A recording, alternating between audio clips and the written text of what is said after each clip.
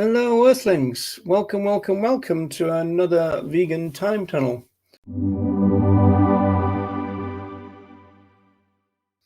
Today, we've got another one of our founding mothers. In terms of the vegan social movement, there were quite a lot of women who were very influential in the early years. So this is Fay Henderson. Oh, I need my eyes for this now. It's Fay Henderson. That's her full name. So that's where the K comes from. 1947 seems to be a big year for her, really. And the first thing I'm going to show you, it's not easy to read, actually, but this is Donald Watson's President's Log, The Vegan, Volume 3, Number 1, from spring 1947. And Watson is essentially thanking the Hendersons, so that's Fay and also G. Allan Henderson, for stepping in and taking some of the burden from his shoulders, essentially. Because, well, it's funny, I've often described the beginning of the vegan social movement as a bit chaotic. I think I might change that now, because when you think about it, they did remarkably well in the sense that they didn't even know that they were going to be running a social movement. And so we've got that story about they applied to be a branch or a section of the vegetarians. So we're going to revisit that a little bit because Fay Henderson had something to say about that. Now, just as a side note too, you might remember that I've mentioned that when they were searching for the name that eventually became vegan, there were some weird and wonderful names that were suggested, like dairy bans. There's also all vegan and all vega suggested. And it was the Hendersons, apparently, who suggested those two words. And it seems, according to the historians of the movement, that this is the reason why. I'm going to put this on full screen to give you a better chance of seeing it. The picture on the right looks very almost like a modern picture, I think. But this is the Vega Vegetarian Restaurant, and it's off Pall Mall in London. So the left one is an advert for it, and the right one is a bit of an advert, but also a photograph. By all accounts, this was very popular. There's a really interesting story about this restaurant. And again, this is we think where they got the name Vega, which ended up being vegan. And so it was started by some Germans, Walter and Jenny Fleisch, and they'd escaped from Germany because Walter found out, apparently, that he was number 17 on the Gestapo hit list. Now, I'm not quite sure why that was, but it seemed to be the case. And so they fled from Germany. I think they were interned for a while, and then they ended up running a vegetarian restaurant, as you do, kind of escape the Nazis, get interned, and then you open a veggie restaurant. It's just a common way of doing it, I know. Anyway, Fay Henderson was much more visible, really, in the vegan movement than someone like, say, Dorothy Watson, on Dorothy Morgan, who became Dorothy Watson. She wrote a lot of literature for the Vegan Society. She served as their vice president.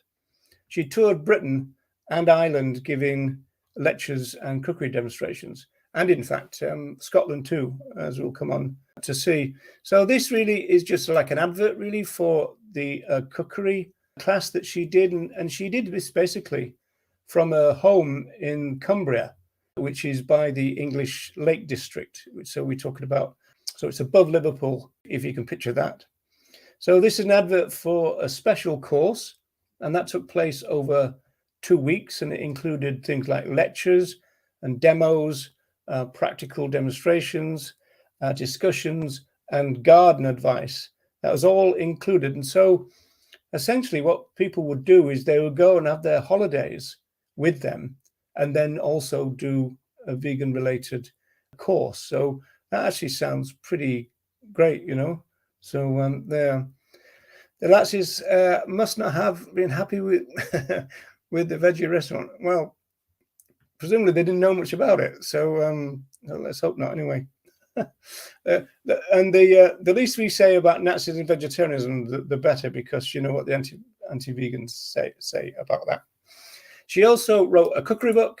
In fact, she wrote a couple, I think, but this is Vegan Recipes. This is from 1946. Now, this is interesting as well. Because of the war, there was a problem getting it printed. So it had a very short print run because of the lack of paper due to the war. So that's another kind of interesting knock on. In fact, it's really interesting because some people have kind of said to me on TikTok and places like that, oh, well, you know, your movement has been going for a long time and it hasn't done much. And I have to point out that, yeah, but it was created during a global conflict. And then there was all rationing. And then there was lots of rationing afterwards. And fully, I don't think in Britain, the rationing really finished until the 1960s. So it's not as though it was easy to do in the first place. So even things like getting literature together and putting a book together in particular was difficult. But this was one that Fay did in 46, as I said. Now, sociologist Matthew Cole, he's part of that Donald Watson archive that I've mentioned. He suggests that Fay Henderson was a prime mover in pioneering what he called a consciousness-raising model for vegan activism. In other words, he puts the emphasis on education, at least that's what she did. And to that end, in 1947, and clearly understanding the idea of the vegan curious, she wrote this, really interesting. It is our duty to recognize the obligation we owe to these creatures and to understand all that is involved in the consumption and use of their live and dead products. Only thus shall we be properly equipped to decide our own attitude to the question and explain the case to others who may be interested, but who have not given the matter serious thought. So that's an interesting quote, and it actually informs her general view about the relationship between vegans and vegetarians. So she was in particular very interested in maintaining vegan relations with the vegetarians. And we're going to come back to that story about, you know, the split or the, you know, the kind of decision, if you like. So here she is writing in 1947, but she's writing in The Vegetarian. So again, there was this link, you know, she maintained contact with the vegetarian community. And so she ended up in their magazines and documents, essentially.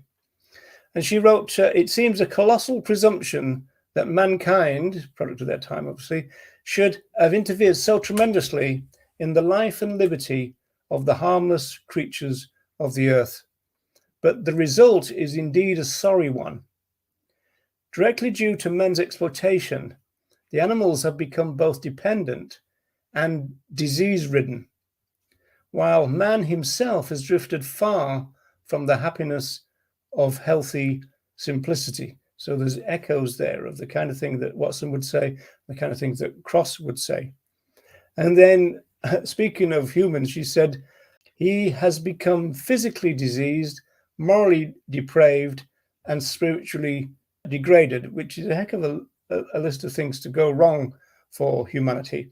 But again, that goes back to the largeness of the Vegan Pioneers project, in the sense that they saw that happening, they'd seen those world wars, they were shattered by it, and then they thought, okay, we need to get out of this. How do we do that? Veganism. So animal liberation, human liberation, all tied up together. That's how we get out of it, essentially. This is going back now to the winter edition of The Vegetarian, still 1947. Man will not interfere knowingly with the lives of others. This is describing the vegan world, really. He will not kill or eat or drink, nor for clothing, but will find other more natural ways of feeding and protecting himself. Commentary from Ruja in the background. You'll have to wait, I'm afraid, Ruj. He will not exploit neither man or beast, but strive to live harmoniously from day to day. So this was an article entitled Vegan Values. And then if you look at the back issues of the vegan booklet or magazine, you'll see that in itself became a booklet. I think it was expanded to something like 19 pages. It was available through the Vegan Society for the princely sum of 6 old pence, which used to be called a tanner in those days. And I think it's probably worth about half a half a cent or half a, what yeah, you say cent in North America and Canada, don't you? Cent in Australia. So a kind of euro cent, half a euro cent perhaps. So the article ends with this: it is hoped that any group of people with vegan sympathies in this or any other country will communicate with the Vegan Society here with a view to cooperating in the widest possible application of vegan principles. The forming of a vegan international movement will operate for peace and prosperity throughout the universe. So very Star Trek, not just restricted to planet Earth, which was quite good. So as I said before, then Henderson in particular seemed very concerned with keeping the contacts within the vegetarian community. And she also has got her own version. I'm not going to read this out for you, but essentially this is where she tells the story of the vegans attempting to create a non-vegan section of the Vegetarian Society. She seemed more upset and disappointed than most that the vegetarians had basically rejected the vegans. She hints that, in her account of it, she hints that the vegetarians saw veganism as extreme. And that was one of the reasons why they didn't really want this non-dairy section. And so it's interesting how, you get some kind of moderate accounts, if you like, or some accounts which just says, well, they were keen for the vegans to just do their own thing, man, type of thing. Whereas, Henderson is saying that, no, they didn't like where veganism was going, and they didn't really want the vegetarians to be associated with it.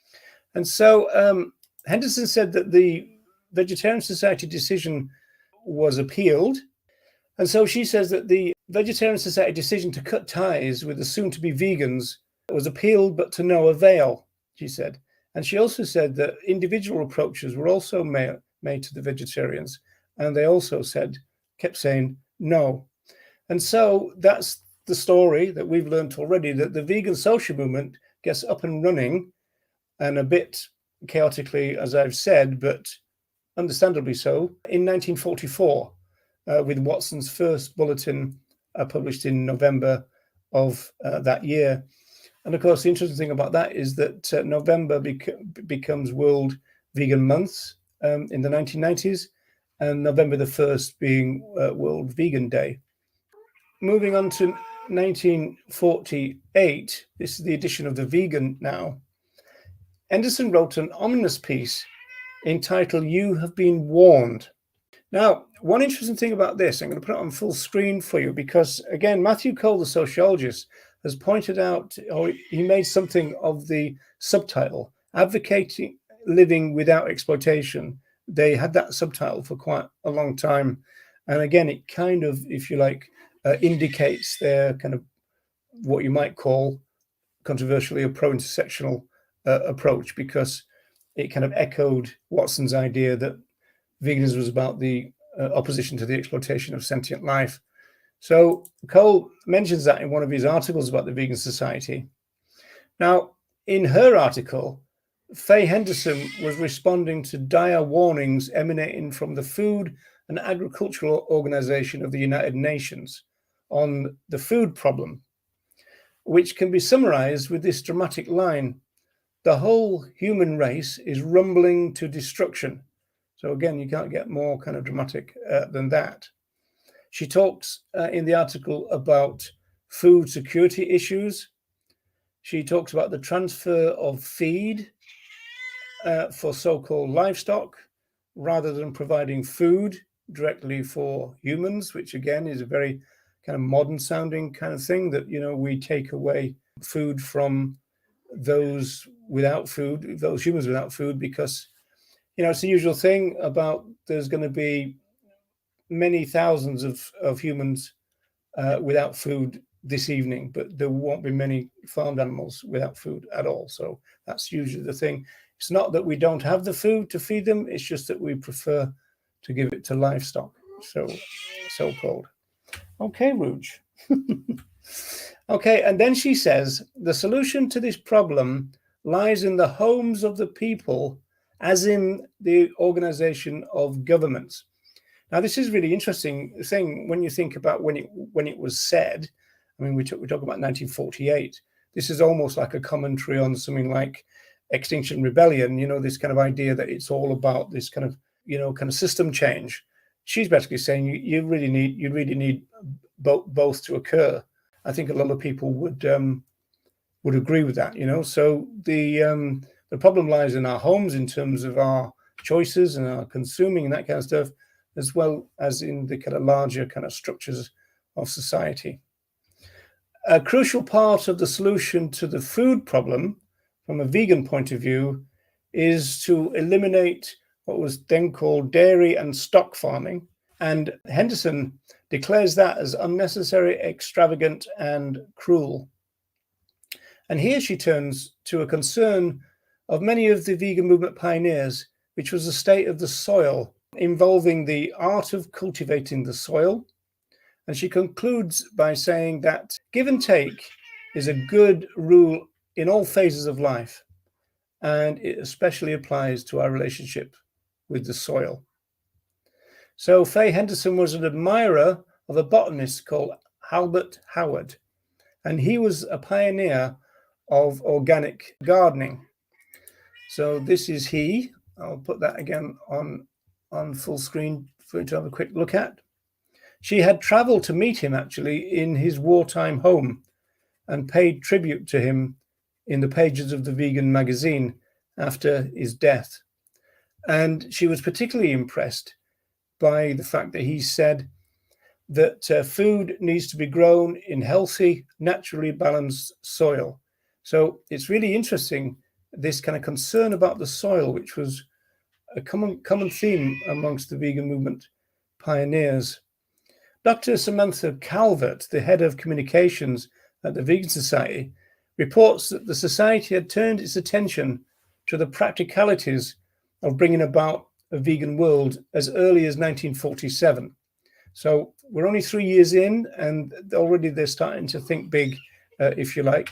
That would then mean the growth of what we now know as vegan philosophy, but it also meant that they were starting to think in terms of, how can we help people who maybe want to join us, but also, and this is a very kind of early version of this, they were interested in farmers who wanted to transition.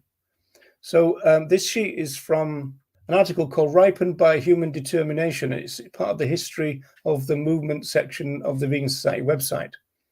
And this is really interesting.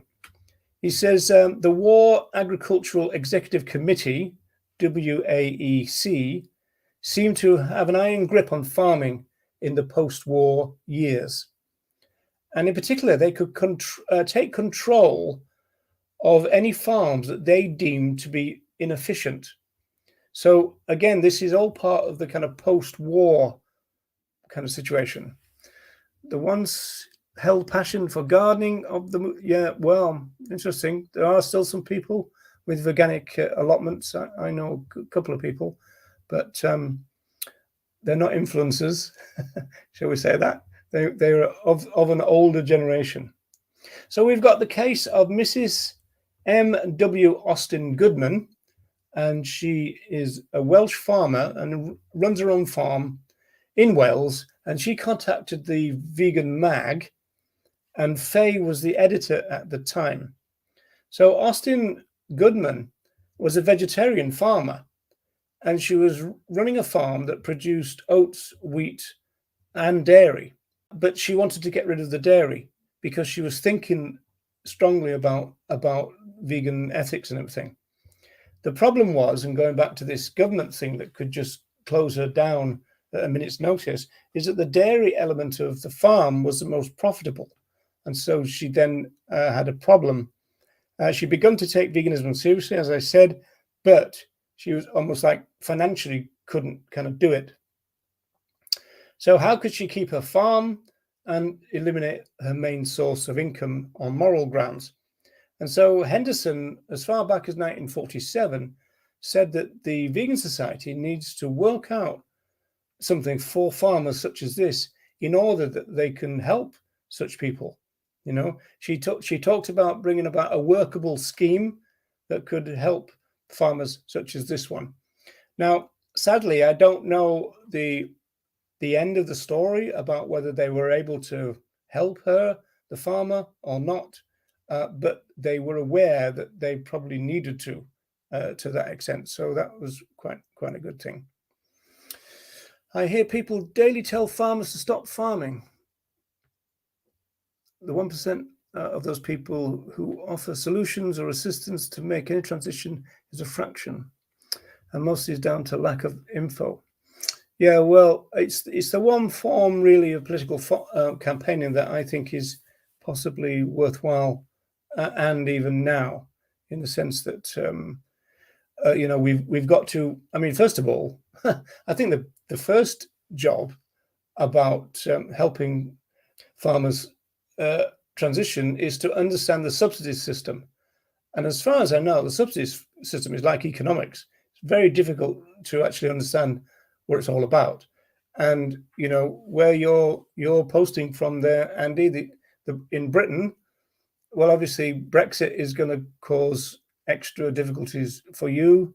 Where I am in Dublin, we're still part of the European community, so that would mean that we would need to understand how the subsidy system works on a European-wide level and see what kind of pressure could be brought in order to help farmers. As we know from our TikTok discussions, the real problem for a lot of farmers is the startup costs.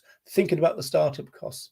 I mean, they're looking at their dairy farm, as it were, and probably thinking, wow, if I was to strip all that away and start again, look how much that would cost. And then they think, okay, well, if I go for vertical farming, well, again, I'd have a whole new startup cost problem. And so that's where the subsidies is going to have to play a role. So Henderson did quite a few talks, as I mentioned. She did cookery demonstrations in Edinburgh, and she did talks in Dublin and Belfast. She did say, actually, that or at least it's reported, that the Dublin one was well attended. The Irish were a little bit behind in terms of their understanding of veganism, that they were kind of attentive and a good audience, as it were. And again, what tended to happen is that when she did these talks, she would do it through the vegetarian societies or the regional ones or the local ones.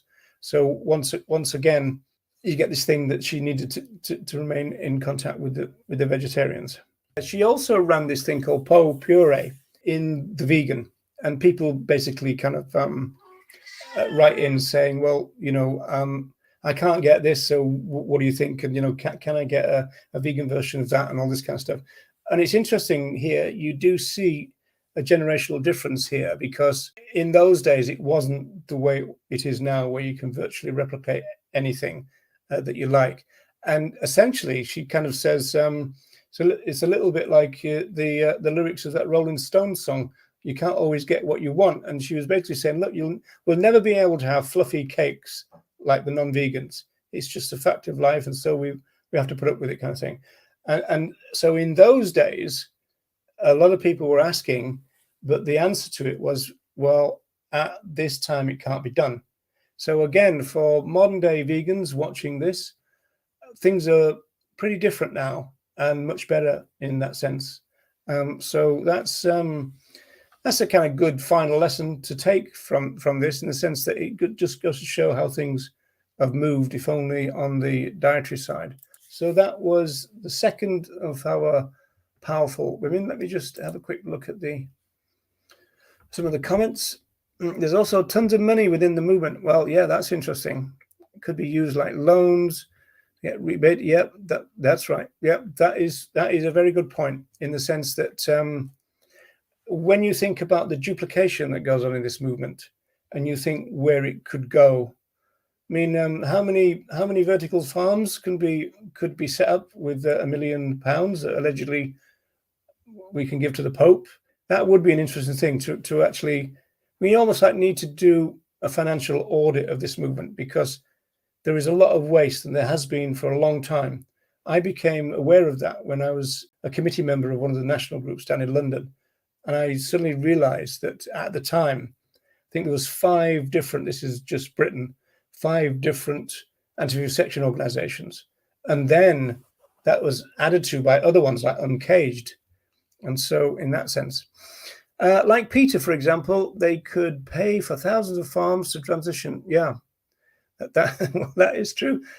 Too, not to mention that Peter have actually just got a lot of money just sat there, as it were, doing nothing as well. So yeah, it would be a really interesting use of thinking about the movement's money in the practicalities of, really helping other animals. And if you could help farmers to move away from committing rights violations on other animals and farming in the vegan way, then there's not much better than that, right? And so, given the fact that there is a lot of money slushing around in the movement, and given the fact that there's a lot of duplication that goes on, then you would have thought that if we really want to move this movement on, then some kind of scrutiny of where the money is, what is it being used for, what is the justification for all the duplication. And I've never really been able to see any, certainly not now in the internet age. There used to be certain arguments that you could have about the reason why you would need, some power bases dotted around the country, as it were. But in the age of the internet, those arguments are not very good. Hi, Deb. The AFA, Agricultural Fairness Alliance, here in the USA, is assisting in transitioning farmers. I wonder whether Howard, my friend, I forgot his name. Oh no. So that we're talking about farm kind. So yeah, Harold Brown. Sorry, Harold. If you ever get to watch this, I do apologize for forgetting your name. I mean, he's been doing that for 25 years, helping farmers, helping with things like the paperwork, helping get through all the kind of bureaucracy of government, selling one thing and buying another, all those kind of things. So those are really kind of practical things that the vegan movement could do. And as we've seen from this time tunnel, that impulse goes all the way back to 1948. So it's amazing, really, that the vegans were already thinking about it, that long ago. And, our movement obviously is much richer now, Do the vegan society help all countries or only in Britain? I don't know the question to that. I don't know whether they used to be, the vegan society used to be, fun enough, a member of the International Vegetarian Union, but I'm not even sure that exists anymore. And also whether they would still be in it if it did. I can't really answer that question. But yeah, I mean, we've got a globalized problem. We need a globalized movement, which allegedly we have. The money in the movement is globalized. There's plenty of it. So it would be an interesting project to kind of go, okay, let's move on to the practicalities of helping the farmers. And I suppose one thing on the psychological level there is that we've got to stop seeing farmers as just the enemy, in the sense that it's not as though we're going to fire all the farmers and hire new farmers in their place. What we're looking for is what some of them are doing now, which is going, I made a mistake, don't want to do this anymore, and I'd like to transition. But it's the same people. 3 years ago, they were running a dairy farm. Now they've got a veganic farm. So it's the same people. So it's not as though we should demonize them in that sense. So there you go. Right, people. So I think we're just about done. So I shall say thank you for tuning in. If you know anybody who's interested in the history of the movement, then do point them towards my YouTube channel, and in particular the playlist, Rogers Vegan, I think it's called Vegan Time Tunnel, or Rogers Vegan Time Tunnel. So people, take care, and I'll see you next week.